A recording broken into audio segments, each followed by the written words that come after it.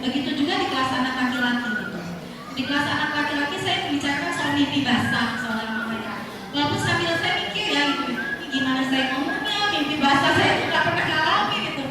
Cuman yang saya tahu aja ya, saya sok-sok tahu gitu ya. Nanti teman-temannya yang lainnya pasti akan langsung nyeplos gitu. Mereka akan bilang kayak apa sih tuh mimpi basah gitu. Kalau Bu Fani ya, kalau menurut Bu Fani gini, kalau nanti nih mimpi basah dengan sok-sok tahu itu, kalian tuh akan keluar cairan, kayak kalian akan merasa kayak ngompol, tapi baunya tuh nggak pesing, cuma kayak bau Vaseline gitu. Oke? Masa gitu kan? Ada yang bilang gitu, masa sih? Nah yang pasti nanti kita bisa lihat, yang sudah tuh pasti senyum gitu. Terus ada yang nanya gini, Bu, kalau mimpi basah itu sekali apa berkali-kali? Iya, ya, yang harus saya jelasin sebenarnya bapaknya nih gitu kan. Makanya sex education itu harus dua orang tuh ya, ibunya dan bapaknya gitu. Kalau Kak itu bisa berkali-kali Mas. Kalau mimpi basah itu berkali-kali, iya Pak? Iya saya, makanya saya senang ada bapak-bapak sini, jadi saya tanya sekalian. Ya Pak ya? Iya, jadi mimpi basah itu berkali-kali. Supaya kamu tanya, kenapa mimpi basah Bu? Ya kita bayangin aja ada saya. Kalau mimpi basah itu, sperma kalian itu sudah siap, sudah matang. Jadi dia akan keluar gitu. Kok bisa? Ya bayangin gini, balon terus kalian isi air gitu. Dia kalau airnya udah penuh kayak mana? Kan akan menekan gitu kan? Akan menekan dan akan menerobos keluar gitu. Oh gitu ya? Iya. Terus gimana kalau kita belum mimpi basah dia bilang gitu? Boleh nggak saya minta sama Allah? Ya Allah, coba saya segera mungkin dikasih mimpi basah ya biar bisa akhir balik. Mas kan tanda-tanda akhir balik tidak hanya itu gitu, tapi ya mimpi basah itu salah satunya. Kenapa saya menceritakan masalah mimpi basah? Karena nanti urusannya adalah bersuci untuk sholat gitu.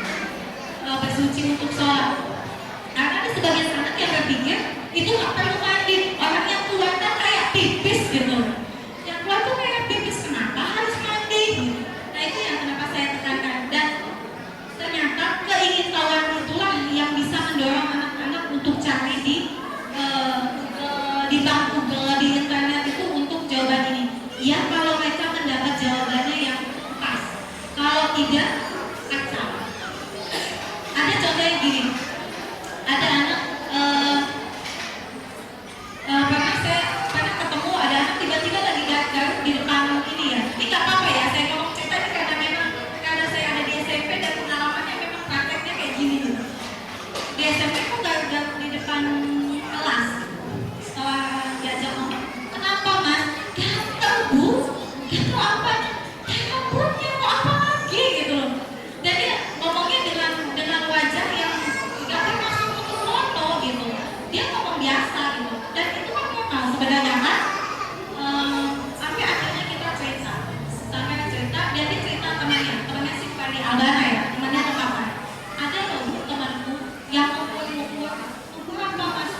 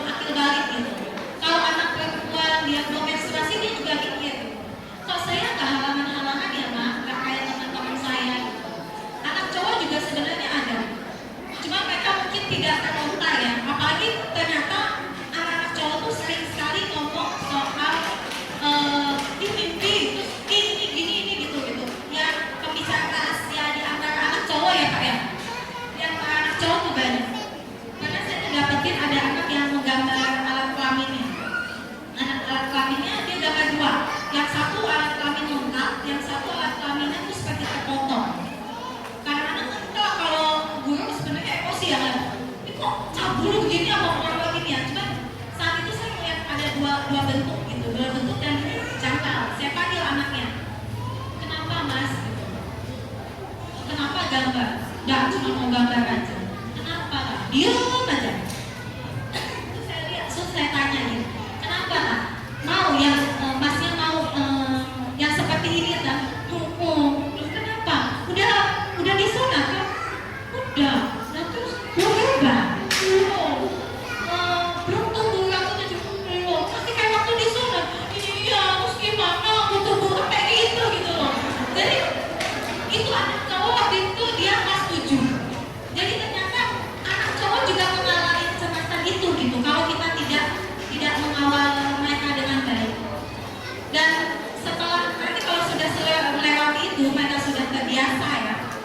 Nah umur SMA sebelum SMA dan SMP akhir ke SMA itu dijelaskan bagaimana tentang hubungan konsekuensi dari hubungan suami istri itu. Akan terjadi yang kehamilan dan bagaimana kalau misalnya tidak siap dengan hamil itu seperti apa, itu dijelaskan. Kayaknya serem ya Bu ya, tapi memang itu tugas kita sebagai seorang tua. Kalau di perkembangan tentang sex education yang diajarkan itu sampai situ, sampai umur 14 gitu, karena dipikir ke atas itu akan matang. Tapi sebenarnya seorang ibu dan seorang ayah itu punya kewajiban satu lagi sebelum kita melepas anaknya untuk menikah ya. Itu adalah mengajarkan malam pertama. Malam pertama artinya bagaimana dia harus bersuci gitu. Itu persiapan. Walaupun mereka bisa mencari, tapi akan lebih nyaman saat orang tuanya mendampingi itu, mendampingi mereka untuk berhadapan dengan seperti itu. Itu adalah tugas kita terakhir sebelum mereka menjadi orang tua. Yang kadang-kadang itu terlewatkan oleh kita ya Bu ya. Ya